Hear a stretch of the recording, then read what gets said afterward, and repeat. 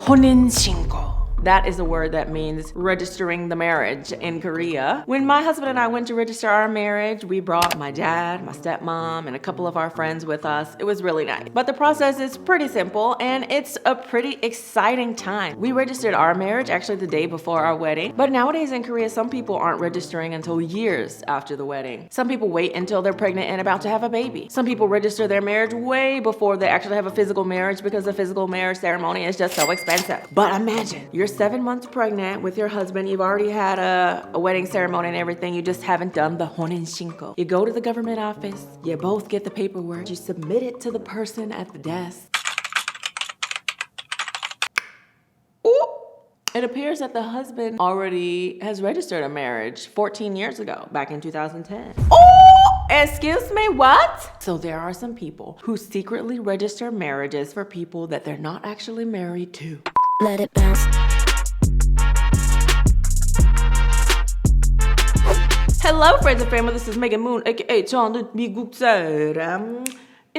Okay, let's get into it. So I found out recently that every year there are about 300 lawsuits that people do in order to undo marriage registrations that happen without them knowing. So when my husband and I registered our marriage, because I am a foreigner, I think I would have to be there. But apparently in order to register a marriage between Korean people, all you need is the paperwork and you need to have both ID cards. Paperwork you can easily forward, you just write in a different handwriting, make a fake signature, whatever. ID cards, you'd have to steal. Technically, registering a false marriage and stealing someone's ID card makes you a criminal. But these people don't care. There are people who maybe even 20 years later went to go do something that required them to show their family registry and found out that they had a whole wife and kids that they didn't even know about. I talked about it in a baby mama video that I did before, but when you register kids, especially within a marriage, they automatically go under the husband's family registry. But it's so interesting because in Korea, in order to get a bank account, it's so hard. We know how hard it is to get a divorce in Korea. Why is something that's like lifelong and difficult to get out of so easy to do? The laws have got to change, people are saying. There are even cases of people registering marriages if their partner is in a coma. I've heard stories of people getting people drunk, and when they're drunk, they take their ID card and then go register marriages the next day. So in Korea, people are very crazy about couple culture. Couples wearing couple clothes, getting the same haircut, same hair color, same shoes, full-on outfit, the same. And interestingly enough, it actually is a trend for couples when they're celebrating their 100 days to go and actually fill out the paperwork for your 혼인신고. But some women were taking the paperwork and then like actually going and filing it. So in some of the government offices, they actually had signs up saying, hey, filling out this marriage paperwork is permanent, you can't undo it. That law's definitely gotta change. Everyone online is like, sir government, what you doing? And in Korea, if you have one of these marriages, the only way to undo it is to have a lawsuit to get it canceled. You actually have to find that person and have to go through the divorce process. But the craziest story that I heard of this gets pretty crazy. It happened earlier in 2024. So there's this Korean guy named Han. Let's just call him Han. So Han meant Yeti. Let's call her Ri. They've been dating for years. They love each other. They had a wedding, but they just hadn't done their 혼인신고. Han and Ri, I'm just calling her Yeti because I can't say Ri. So at this particular point in time, Yeti is actually 7 months pregnant. So she's waddling her way into the local government office. It seems like Han is already married. So Yeti's like, 잘못 본 거 아니에요? 아니요, 돈은 맞는데요? So Han's like, can you print out the family registry and let me see it? And yes, it said that he got married 14 years ago to someone named Kim Min-kyung. It has gotta be a mistake. I don't even know anybody named Kim Min-kyung. So at this point, Yeti is like, 당신 솔직하게 말해봐. 나 속인 거야? 유부남인 거? Han is like, no, why would I do that? Like, if I was lying, why would I bring you all the way to the government office to fill out the paperwork if I knew that the paperwork was there? Like, that would be stupid of me. So Yeti's just like, whatever, and she stumbles off with her pregnant belly. So in this case, I'm like, okay, if somebody got close enough to you to get your ID card, but you don't remember who they are, then it wouldn't have been a girlfriend. Maybe it was somebody who he just went to school with, because 14 years ago, he was a college student. He was born in 1991, so that makes him 32, 30. I don't math. Then he said he called the police station and tried to file a missing persons report. The police asked, well, how long has it been since you've seen her? And he was like, 14 years. And the police are like, 장난하지 마. They thought he was joking, right? Like, it sounds like a joke. My wife has been missing for 14 years. Please find her now. Also, Kim Min-young is a very common name. So I'm sure there are so many Kim Min-youngs around. So Han and Yedi go to some private investigators because they need to get that marriage canceled immediately. Please help me find this woman because we have a baby in just 2 months. We need to be able to register the baby without any problems. So they went to his house, got all his old albums and all of his old cell phones. Luckily, he keeps all his old cell phones. I actually do as well. But there was one phone. This is the phone that I had back in college. So if there is a Kim Min-young, we will find her on this phone. But the phone is broken. Damn it. Let's take the phone to the computer shop. The private investigators are able to get all of the stuff retrieved off of the phone. And they sat down with him and they went through his phone. And he was like, wait. There was a selfie of him with Kim Min-young. So he said that in college, he went on a meeting one day. In Korea, they have this thing called meeting. It's a bunch of men and an equal number of women. They get together at like a bar, play like drinking games and stuff like that to see if any of them like click. So he went on a meeting. Kim Min-young was one of the girls that was there. She didn't really want to be there because she's someone who is overweight. And you know, in Korea, especially 14 years ago, being overweight was something that would guarantee that you were really unable to go on dates and stuff. The guys were standing here. Min-young comes out of the bathroom and she hears guys on the other side being like, dude, why would you invite a fat chick? But Han, being the nice man he is, he walks up and he's like, hey, you shouldn't talk about people like that. And Min-young heard it and she was like, oh, this man, he cares for me. Nobody's ever taken care of me like that. And then one of the drinking games that they played later actually is a game that's very common when people want to pair off in groups of 2. Everybody counts to 3. Point to the person that you want to have private one-on-one drinking time with. So Min-young, she's like a very socially awkward, shy girl. She doesn't drink or anything either. She got up enough courage and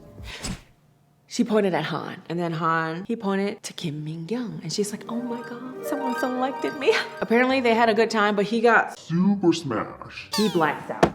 Like in Korea, people be drinking till they black out, I'm telling you. So she put this man on her back left and took him up to his apartment, and she wrote on a piece of paper her phone number and just put it in his hand. So they met up a couple times, just like, you know, getting coffee and stuff like that. And then one of those times they met out again for drinks. He was really, really drunk, and she brought the papers with her and said, hey, it's a trend that people are sort of doing nowadays. Oh, okay. Oh, look, it's our marriage paper with our name on it. She takes it, whatever. This whole time that he's randomly meeting up with this chick, his friends are clowning him. And one day she went into one of the cafes and she heard Han talking with one of the friends, and the friend was just clowning him and saying, oh, you must just want to be waiting for her to give it up so you can hit it and quit it. So he just says, stop. Like, I would never sleep with someone like her. She'd probably smell like a pig. So it was very clear that he was just meeting her because he feels bad for her. And she got really upset, but still, he's the only guy who's giving me attention, so I like him. I'm gonna meet up with him. So they met up for coffee, and when Han got up to go to the bathroom, she takes Han's wallet, takes out his ID card, and then the next day, she goes to register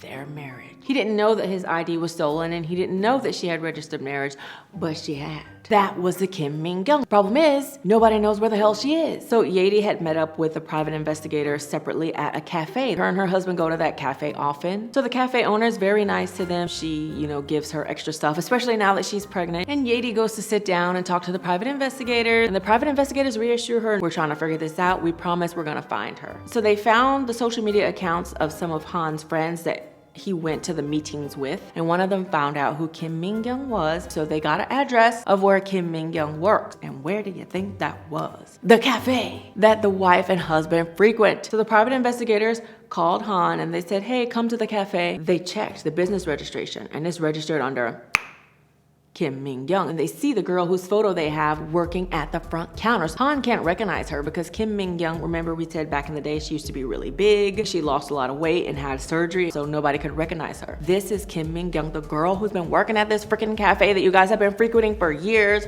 who's seen you and your wife come in, who knows it's you. Like, why wouldn't you tell me? I have to register my baby. Like, come on. So they sit down at the cafe and they talk. She says, after we stopped meeting, I thought I need to become beautiful. So I lost weight. I like did the surgery, whatever. And then men started taking interest in me, but I was only meeting men who were abusive or cheating on their wives. You're the only man who I ever really thought was a good, decent man who likes me. Han is like, girl, we only met a couple times over the course of like maybe a month. Like, what are you talking about? This is kind of scary, because she had crazy eyes. She said, I actually forgot that I even registered the marriage. When I got a loan for the cafe, that's when I saw that I was married to you. And I remembered like, oh crap. But at that very moment, you walked into the cafe and I saw you and I was like, this is fate. And you know what? I can be a better wife to you than your wife now. You know, I want to be with you like I love you with her crazy eyes. They never even did anything, never kissed, nothing, hand holding, none of that. And she said, you know, when I watch you and your wife here at the cafe, I just feel like I could be a so much better wife for you than her. Like my place is by her side. It's fate. Crazy eyes. She said, I am not canceling the marriage. Basically, it was how that ended. So he left. He goes back home. So actually at this time it had been a couple of months and the baby was already born, just a few weeks old. And this part is crazy. Min-young has been sending texts to Ye리. 네가 아무리 까불어 봐야 법적으로는 상경녀야. 네 딸은 상경녀 딸이고 내 남편 잘 있니? 간수 잘해. 꽃 찾으러 갈 거니까. And then, if your partner cheats on you and you know that that person knew that they were married, you could actually sue somebody for being a home wrecker. And they could be forced to pay you, $30,000 plus. What do you think that crazy girl Kim Min-young did? Because legally she's married to Han, right? She begins a lawsuit at Ye리 for being a home wrecker. Yeah, that's the thing. So that's why here in Korea, if you do find out your partner is cheating, you gotta get all the evidence first, because you sue your partner, you get money from your partner, you sue the girl, then you get all the money, and then leave his ass or her ass. Overnight, Kim Min-young closed down the cafe and just disappeared. And if nobody knows where she is, that means that the marriage cannot be canceled and the baby still cannot be registered. So the private investigators were like, okay, we gotta be smart here, people. Let's be smart. They came up with a good idea. They said, the crazy eyes, she really loves you, right? How about you pretend to love her back? He messages her just very often over the course of a few weeks, and then he started calling her on the phone. One day, he went to a bar. The investigators were like back there watching, probably recording on their phone. He pretends to be drunk, and he calls her. He's like, yeah, I want to see you so bad, like, can you just come see me? I'm at this bar. She puts on her best clothes. She goes in that bar, and then he's like, I think maybe you are meant to be by my side. And then he goes in to like kiss her. Then he serves her with the papers for the suing for wrongful marriage. And so they were able to get the paperwork done, canceled, and baby registered. But holy cow, talk about crazy. These are the people who are registering these marriages. They don't have healthy relationships, right? And they just want somebody to latch onto and to love them. It's actually pretty sad when you think about it. And I do feel for people like that. However, we cannot do things like that. Suing the pregnant woman. I don't understand. Like, do these people think that that's gonna make the person change their mind? Like, you know what? You're suing my pregnant wife. You know what? I do love you. Like, come on. Like, I'm highly convinced that every issue that people have just stems from a lack of having gotten like real, true, unconditional love in childhood and in adulthood or something. I don't know. I don't know what it is, but get some therapy. Luckily, it ended well for them. And most people who find themselves in these situations are able to get it fixed and remedied. However, they really gotta change that. So anywho, I hope that you guys enjoyed this video. Many of you guys are from different countries. How is it in your country? Do both people have to be present or not? Do you have cases of people being able to have these secret marriages or not? Let me know down below, and also let me know some other things and weird stories that you heard in Korea or other topics that you want me to cover. I'd be happy to go over them with you. Thank you so much for watching this video. If you like this video and you'd like to see more videos, please subscribe to my YouTube page, which is down below. Don't forget to follow me on Instagram, Twitter, TikTok, like me on Facebook, and I will see ya.